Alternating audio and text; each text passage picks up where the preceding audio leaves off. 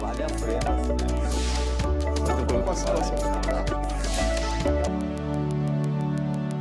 Olá, começa agora o programa Em Discussão Especial. Hoje vamos falar da saúde do homem. Eu recebo aqui nos estúdios da TV Alesp o médico urologista Dr.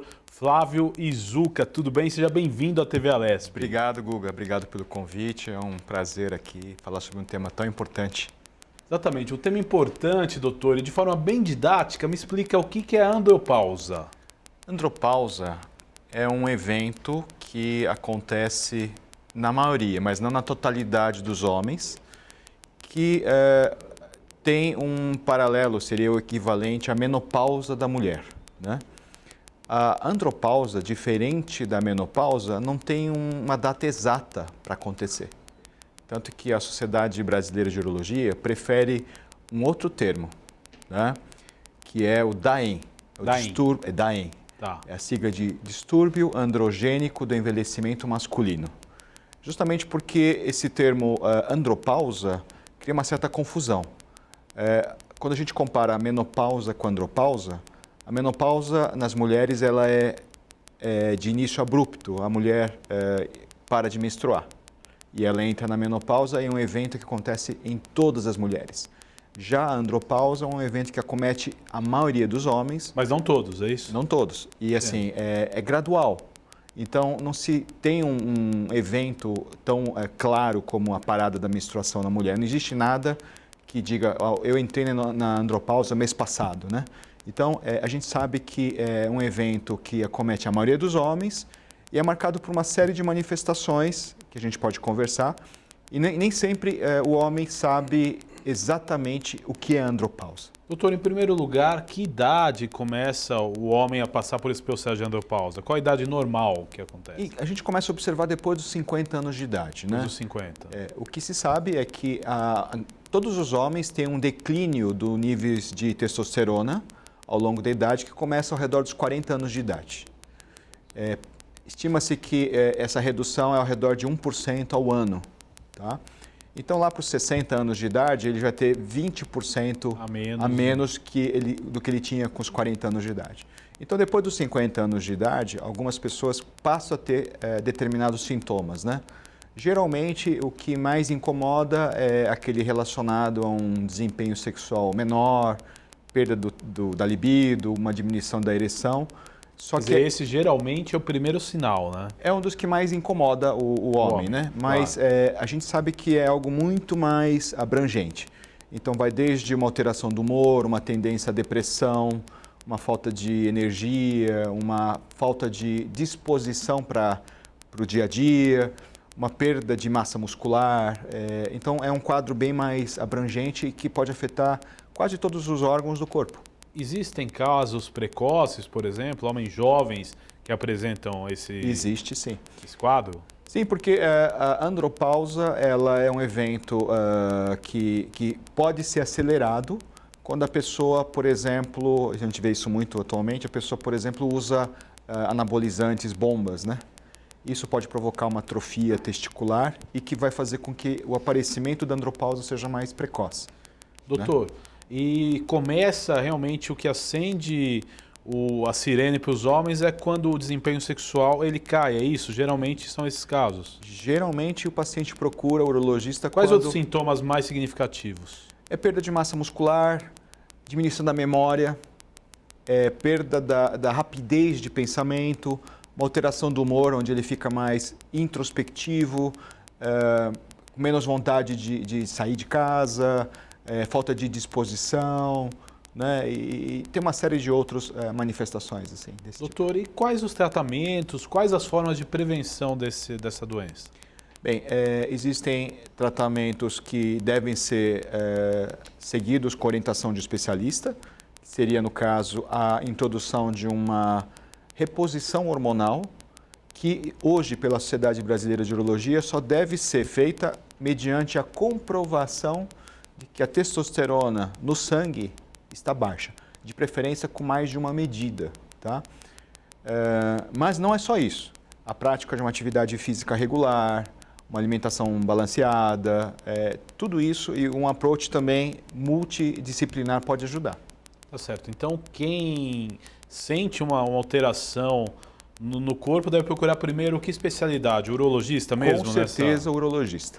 O urologista é o profissional mais indicado, porque ele vai entender melhor a dinâmica e como funciona. E é muito importante que o paciente saiba que não é todo paciente que pode fazer a reposição hormonal. Existem sérias contraindicações para determinados pacientes. Quais seriam essas contraindicações, doutor? É uma excelente pergunta.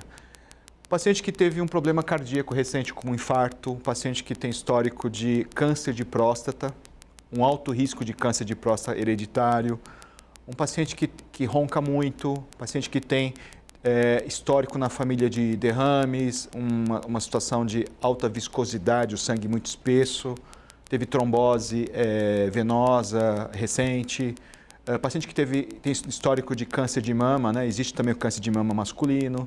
Então, existem várias situações onde a reposição hormonal masculina ela não está indicada e está contraindicada.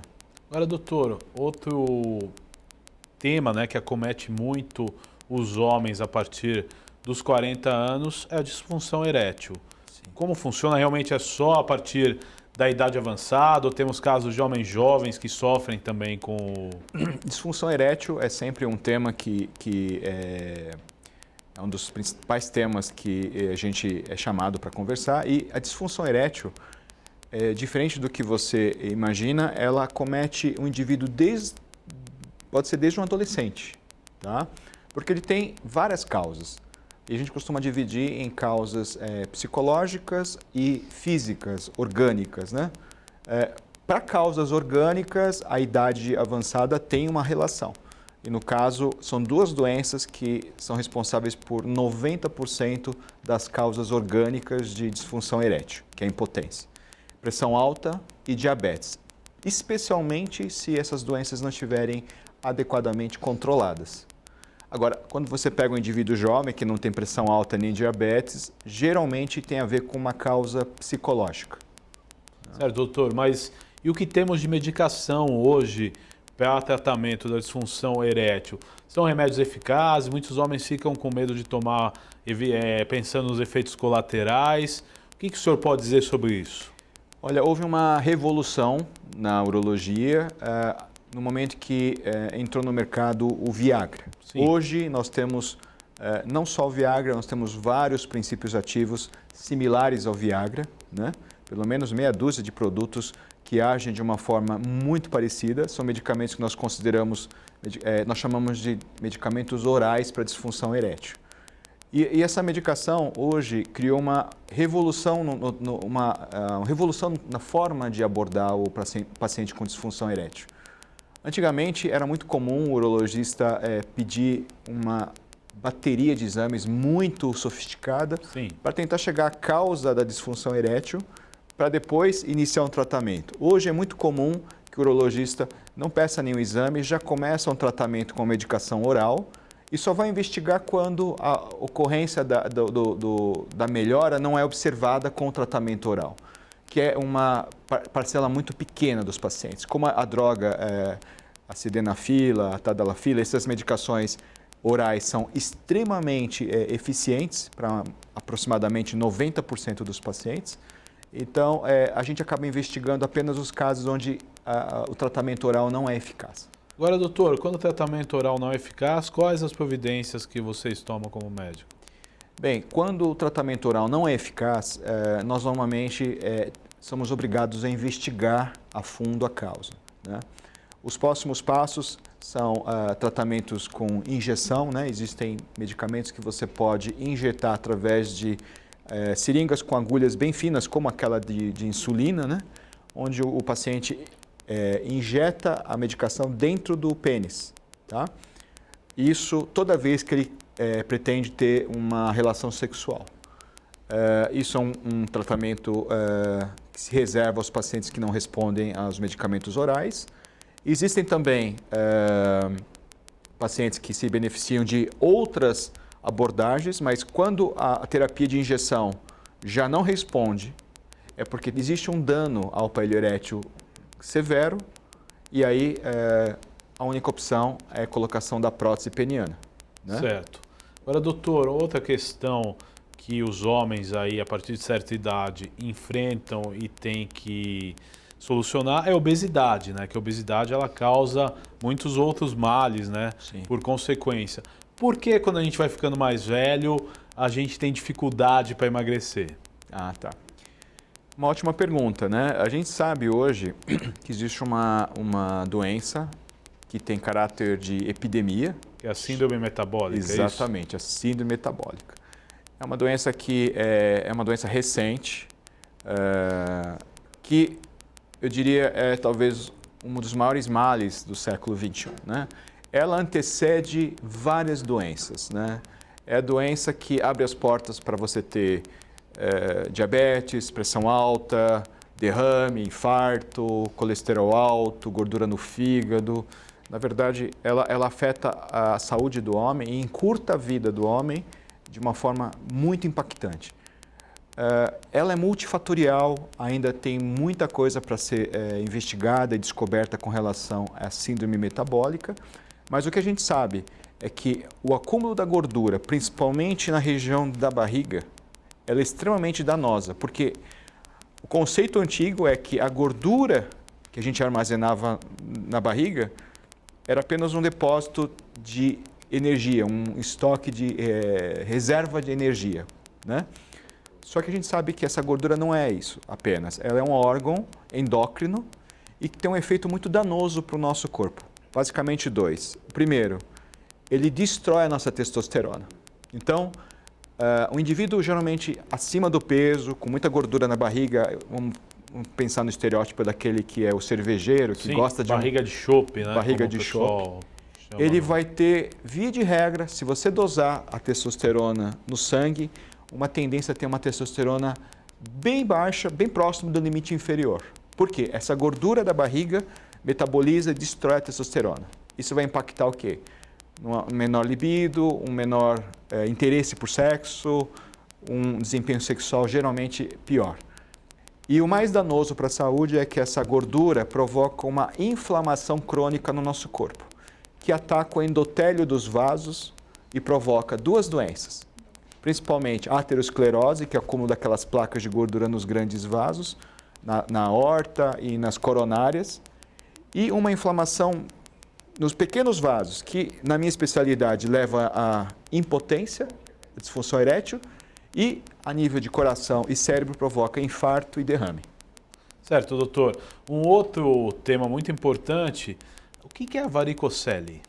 Varicocele é uma malformação congênita onde o indivíduo nasce com uma válvula das veias que trazem o sangue do testículo para o coração defeituosa. Geralmente é uma doença oculta, o indivíduo nasce com esse problema, mas só vai manifestar depois que tem o estirão, né? Quando o adolescente tem aquele aumento abrupto da altura. E aí o que acontece? A distância entre o saco dele, o testículo e o coração direito dele, onde o sangue tem que voltar, vai acontecer o quê? Ele tem uma coluna de pressão suficiente para que as veias comecem a inchar. Então, a gente percebe que o adolescente, normalmente, tem um saco diferente, ele tem a gente chama tecnicamente de engurgitamento, né? Ele tem uma dilatação tão acentuada das veias, varizes no saco, que você acaba percebendo isso a olho nu, né? Isso é uma causa tratável de infertilidade masculina. Então, o grande perigo do adulto que tem varicocele de grau acentuado, inclusive visível a olho nu, é que ele tem um grande risco de ter atrofia do testículo e infertilidade, vai ter dificuldade de engravidar a esposa. Agora, uma estatística, doutor, cerca de 40% das vezes, das dificuldades de engravidar, o homem ele é responsável por é o maior responsável pela dificuldade, não a mulher, né? Por que isso acontece? Na verdade, existe assim, 30% a 40% de chance do homem ser isoladamente a causa, Sim. 30% a 40% da mulher, também, o número que eu tenho são similares, e mais 30% é que os dois estão com a fertilidade comprometida. Um dado interessante, talvez que você não saiba, é que nós temos observado ao longo dos anos, né, dos últimos as últimas décadas, um declínio acentuado da fertilidade de todos os homens. Isso é um dado que talvez o público leigo não saiba. Com certeza. Então, por curiosidade, há 20 anos, ou há 10 anos, por exemplo, o nível normal de espermatozoides no laboratório era 20 milhões. Hoje, pasmem, a questão de uns 2 anos para cá, 3 anos para cá, é 10 milhões. E as causas disso? Por que isso acontece? A gente tem várias hipóteses, nenhuma delas ainda é perfeitamente confirmada. Mas a gente pensa em poluição, estilo de vida moderna, estresse. Tal do estresse, então é fator preponderante também. Também se cogita muito a questão do uso de agrotóxicos e contaminantes do mar, né? A gente sabe que tem mercúrio no mar, tem várias substâncias hoje presentes no ambiente e que, de forma inconsciente, a gente hoje acaba se envenenando, né? O fato é que todos os homens têm uma fertilidade muito menor do que a geração dos nossos pais e também muito menor do que a geração dos nossos avós. Interessante, doutor. Agora, um outro assunto que é bastante discutido nos homens aí quando chegam numa certa idade é a vasectomia, né? Tá. E a vasectomia, ela é peculiar, ela tem vários processos, até por lei, né? Você precisa atender vários requisitos para fazer. Como funciona, doutor? Bem, a vasectomia é considerada uma forma de planejamento familiar que talvez as pessoas não saibam, mas que tem cobertura pelos planos de saúde, né? A pessoa pode procurar o seu convênio e conseguir realizar a vasectomia pelo plano de saúde e ela é recomendada para um determinado perfil de paciente. Tem que ter mais de 25 anos, pelo menos 2 filhos vivos e saudáveis, tá? E é recomendável que esteja casado. Existe alguma polêmica com relação ao perfil, mas o perfil ele é recomendado porque ele minimiza a questão do arrependimento. Sim, entendo. Porque se por um lado é fácil fazer vasectomia até pelo convênio, hoje a gente tem uma reversão da vasectomia que não é coberta pelo plano de saúde. E pior do que isso, a reversibilidade da vasectomia nem sempre é possível, depende de quanto tempo faz que o indivíduo fez a vasectomia. Se ele levou 2 anos para se arrepender e tentar a reversão, a chance de... Cada vez é mais difícil. Isso, a chance de sucesso da reversão cai para 80%, é de 100% depois de 2 anos, depois de 2 anos 80% e depois de 10 anos cai para 20%, 30%. Então, fica cada vez mais difícil reverter a vasectomia. Agora, doutor, a reversão existe, mas ainda existe muito preconceito. O homem não quer fazer a vasectomia com medo que o desempenho sexual mude. Existe isso ainda? O senhor tem muitas dúvidas dessa no seu consultório? É muito frequente hoje que o paciente venha se informar da vasectomia, né? E eu sou muito rígido em algumas coisas. A primeira coisa é que a gente nunca deve fazer vasectomia sem o casal ter plena consciência de que é algo que eles querem, né? Porque vasectomia é fácil de fazer e é difícil de reverter. Não existe, até hoje, nenhuma situação onde a vasectomia aumente risco de ficar mais gordo, ou ter impotência, ou ter qualquer problema de saúde. Não existe nenhuma relação entre vasectomia e síndrome metabólica, não existe nenhuma relação com o aparecimento de câncer de próstata. Então, realmente, a vasectomia é segura, cumpre com o seu objetivo de planejamento, né? A gente sabe que a falha da vasectomia ela é um caso assim, anedótico, né? Deve-se sempre fazer um espermograma 2 meses depois da vasectomia. E cumpre dizer também que não adianta fazer a vasectomia e achar que ela funcionou de imediato. É importante o paciente ejacular pelo menos 20 vezes e aguardar 2 meses depois da vasectomia para esvaziar o reservatório interno, que se chama vesícula seminal, porque ele pode engravidar a esposa até algumas semanas depois de ter feito a vasectomia. Então, ela não é de efeito imediato.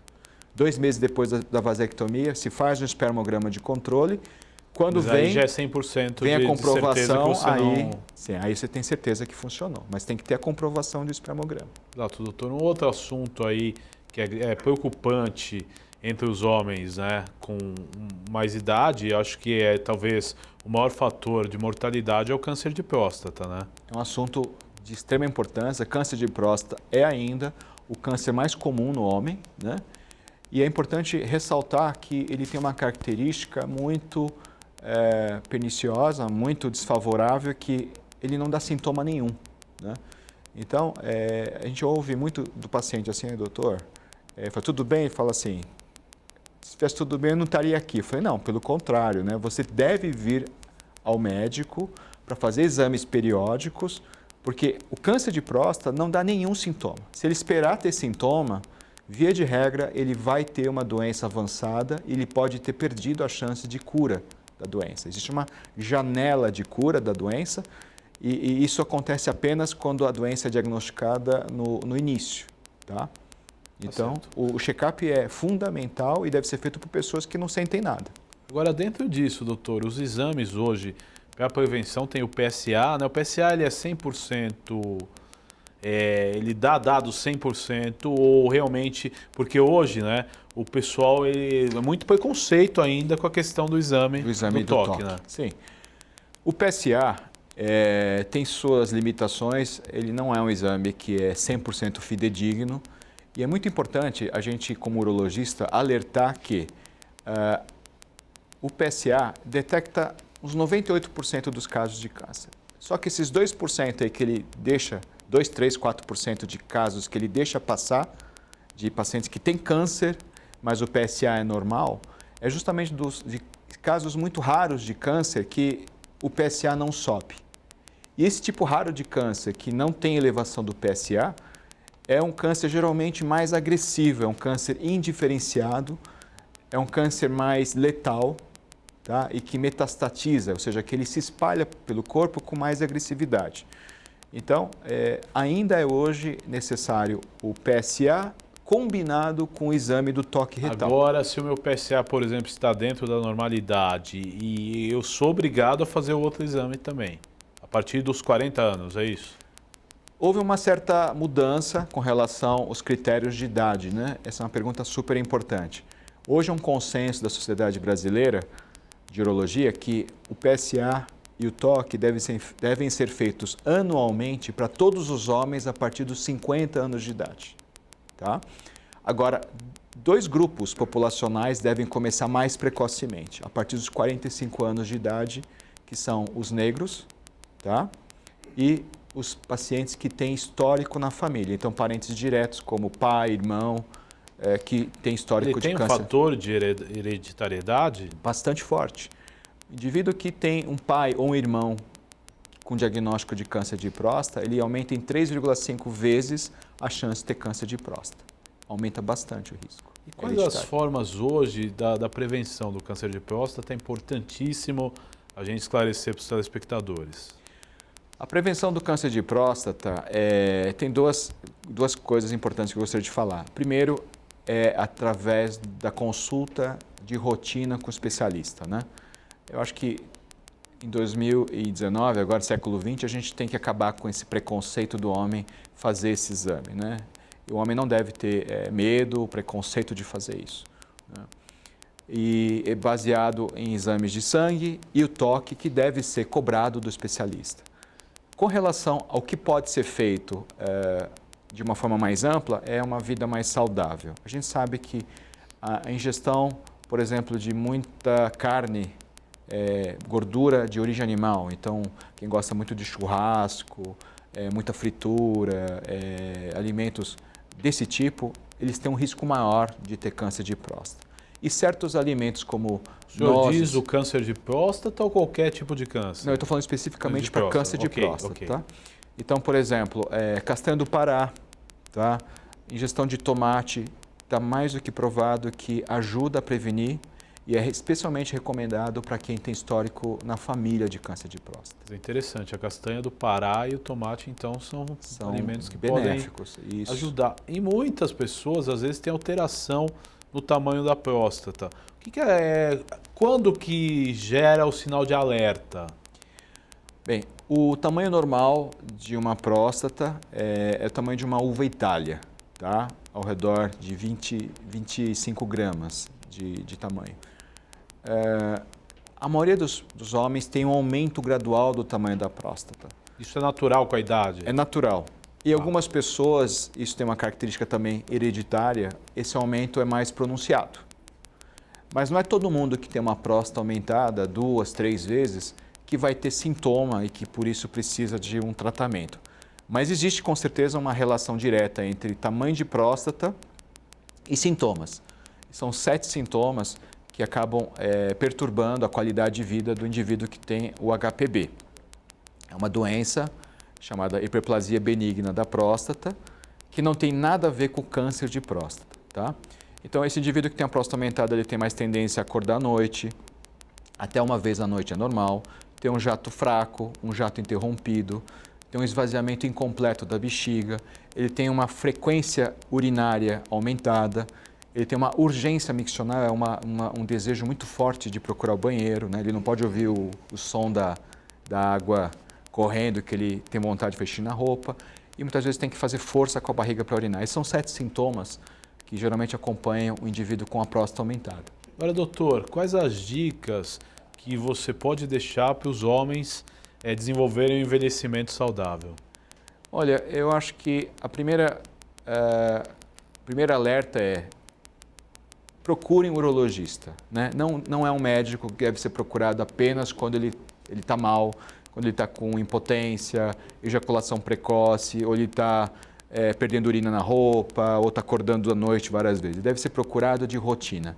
Inclusive, sem ser apenas pela questão da saúde da próstata, da detecção de câncer de próstata.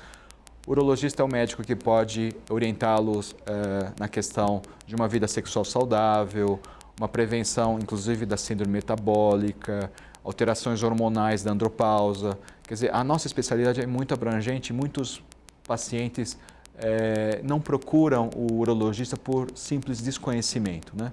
Mas, de uma forma geral, buscar uma vida saudável, ter uma atividade física regular, uma alimentação balanceada, evitar muitos alimentos com muita gordura, muita fritura, evitar também alimentos embutidos, enlatados, congelados, processados, que eles têm muito teor de sódio, e a gente também sabe que aumenta a incidência de pedra no rim, que hoje é um outro problema que é o urologista que cuida, né? Doutor, eu quero agradecer a sua participação neste Em Discussão especial. Muito obrigado. Obrigado, Guga. Este foi o programa Em Discussão Especial, que falamos aí de saúde do homem. Eu conversei com o médico urologista, Dr. Flávio Izuka. Você pode ver e rever este e outros programas em nosso canal no YouTube. Até nosso próximo encontro. Tchau, tchau.